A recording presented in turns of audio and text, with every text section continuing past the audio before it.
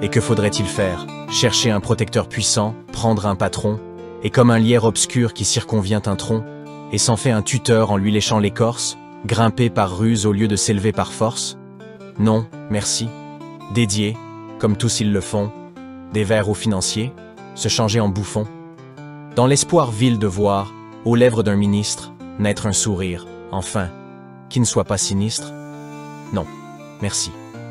Déjeuner, chaque jour, d'un crapaud?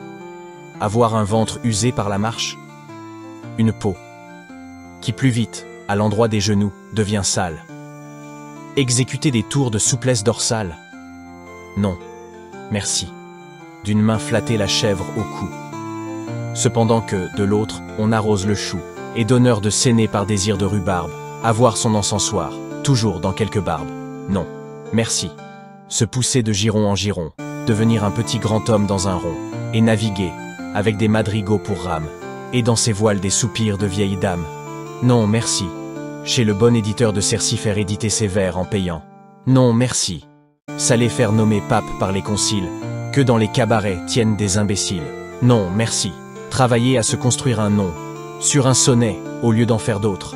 Non, merci. Ne découvrir du talent qu'aux mazettes, être terrorisé par de vagues gazettes, et se dire sans cesse « Oh, pourvu que je sois dans les petits papiers du Mercure François ». Non, merci. Calculer, avoir peur, être blême, préférer faire une visite qu'un poème, rédiger des placets, se faire présenter. Non, merci. Non, merci. Non, merci. Mais chanter, rêver, rire, passer, être seul, être libre, avoir l'œil qui regarde bien, la voix qui vibre, mettre, quand il vous plaît, son feutre de travers, pour un oui, pour un non, se battre, ou faire un vers, travailler sans souci de gloire ou de fortune, à tel voyage auquel on pense dans la lune, n'écrire jamais rien qui de soi ne sortit, et modeste d'ailleurs, se dire, mon petit, sois satisfait des fleurs, des fruits, même des feuilles, si c'est dans ton jardin à toi que tu les cueilles.